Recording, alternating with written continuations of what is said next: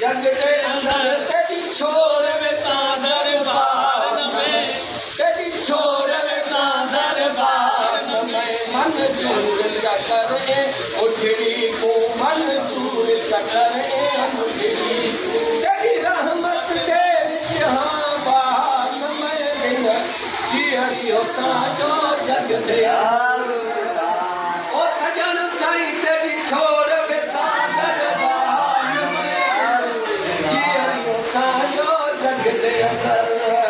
ओ पत अमली हां बेदार नथी पीरी तर तू परे कर धार।